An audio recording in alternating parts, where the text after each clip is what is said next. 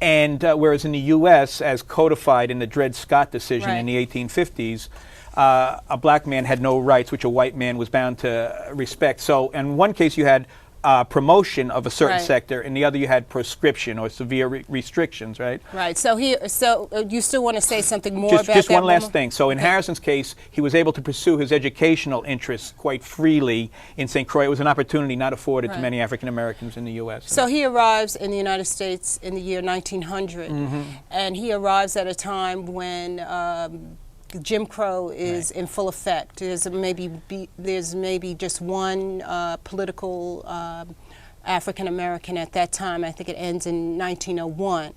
So he comes at a time of the Nadir, and he experiences the United States racism for the first time.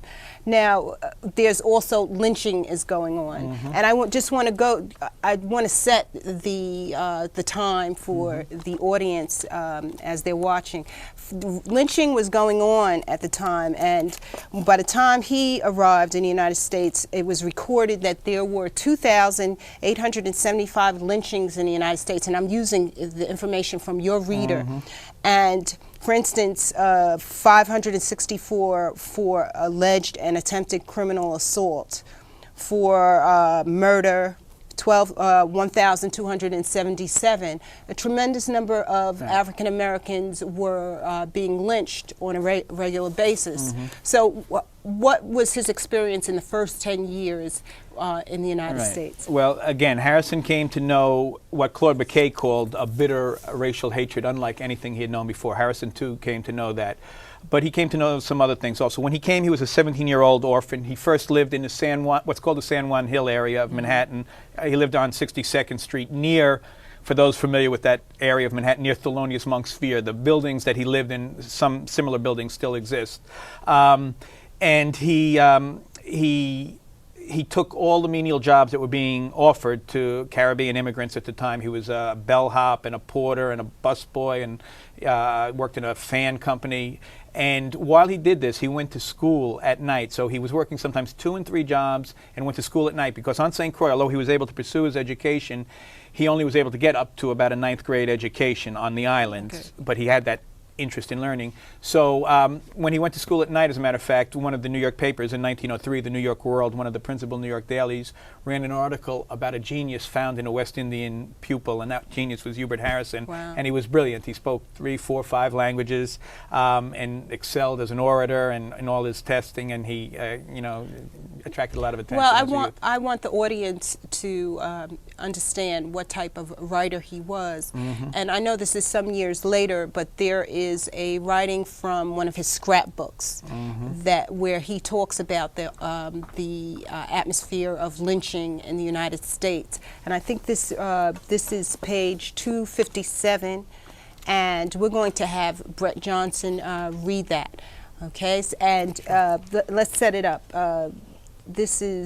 He's talking about the lynching of a husband and a wife, and the woman happens to be pregnant at the time. And so let's go to the. You want to say something? No, that's fine. Let's go to that reading.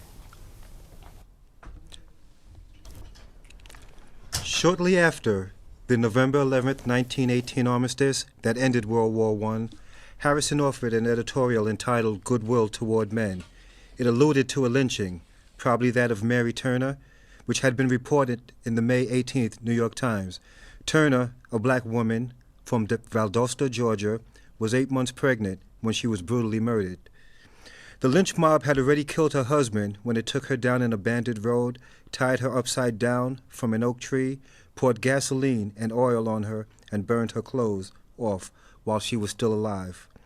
The mob then cut open Mrs. Turner, and her premature baby fell to the ground, offering 2 weeks' cries before being crushed by the heel of a member of the mob. Hundreds of bullets were then fired into Mrs. Turner's body. According to the scriptures, the first Christmas day was ushered in by a chorus of angels singing, "Glory to God in the highest, and on earth peace and goodwill towards men." Peace and goodwill stood always in the forefront of the doctrine of Christ. but the Christian nations of today don't seem to care much about the doctrine of Christ. The centers of white Christianity are the centers of organized bloodshed and premature preparation for perpetual war beneath the banners of Christendom. The fair feet of civilized slayers have woven across the fair face of the earth a crimson mesh of murder and rapine. 500 million Chinese have been driven from their calm and quiet and compelled to arm themselves with Krupp guns to stand off the followers of the Prince of Peace. And what of goodwill? Here in our own land, the hook-wormed helots of the Anglo-Saxon self-drop into Africa to mark their belief in the brotherhood of man, and then go out to roast a gravid Negro woman, to chop off her fingers and toes to serve as souvenirs, to rip her body open and trample the unborn babe beneath their cowhide boots by way of proving how well the religion of Christ has sweetened their soul. The meek and lowly Nazarene loved even those who murdered him, but the Anglo-Saxon race in this country has neither love nor goodwill for its fellow citizens when they are of Negro blood. The coming of Christmas helped to make us see the great gulf fixed between Christianity and Christ, between the all-embracing charity of the carpenter of Nazarene and the cruel, stubborn pride, the vicious race, prejudice, the hatred and intolerance of the white savages who take his name in vain in the 20th century of the Christian era.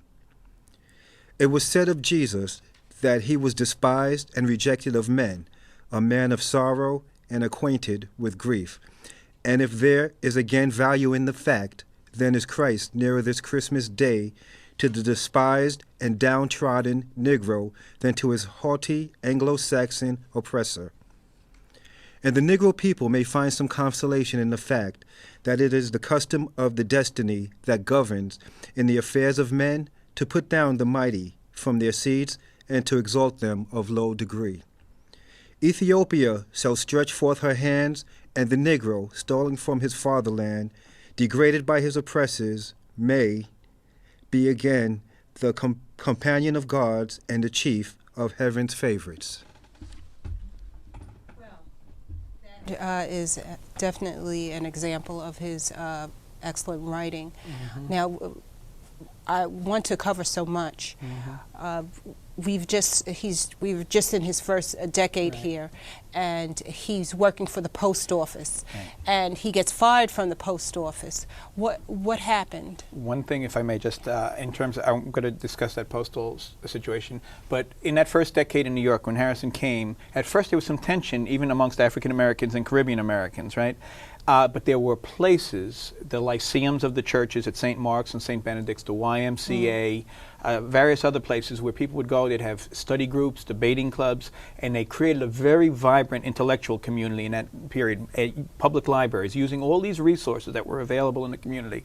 Harrison became a postal worker in 1907, and he even had a postal study circle. And around 1910, you know, he and his peers were really honing their skills in terms of their discussions, debates, and their general knowledge of world affairs. And in 1910, Booker T. Washington, who was the paramount black leader at that time in the U.S., and essentially by virtue of his relations to very powerful whites, Andrew Carnegie, John Wanamaker, Theodore Roosevelt, Booker T. Washington had close relations with them and money from the very wealthy, and he was able to set up a whole political and patronage machine.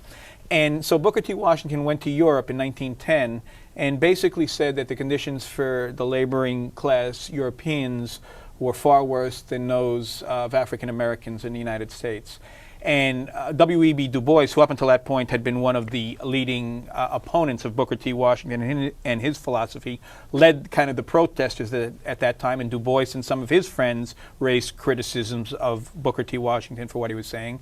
And Harrison, who at that time was still a follower of Du Bois, also did, but he did it on his own, and he wrote 2 articles in one of the New York daily newspapers critical of Booker T. Washington, and within a matter of months he was summarily fired from the Postal Service by the man who the building on 29th Street in Manhattan is named after now, postmaster at the time named Morgan. Okay. And so Harrison lost his postal job, which is main subsistence he had for himself and his family. At that time, he was now married. He got married in 1909. He had 2 children. He would eventually have 5 children. So he was always a working person. But when he lost that major employment, it really imposed severe hardship on Harrison and his family. So let's talk about him in comparison to Booker T. Washington. Booker T. Washington was, he was saying that African Americans should stay out of the political arena and focus on economic development, whereas Hubert Harrison, he was directly opposed to that. So he was a verbal critic of Booker T. Washington as well as W.E.B. Du Bois. Yeah. So he was also part of the free thought movement, right? Right. Okay, that music is a signal that we're coming up to the end of the show, unfortunately, and we've just gotten into his first decade here in the United States. So we have so much more to cover, but it's obvious that just from this amount of time that Hubert Harrison was definitely a man to be looked at and to be studied.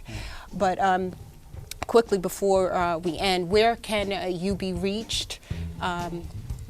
Right. Well, I on the internet I can be reached at jeffreybperry@aol.com. The book is available on the internet or in the Barnes & Noble chains around. It's a Hubert Harrison reader. What I wanted to just mention, and we can develop this later, Harrison is known as the father of Harlem radicalism. I didn't get to emphasize this before because of his major shaping influence on a generation of activists, including A. Philip Randolph and Marcus Garvey.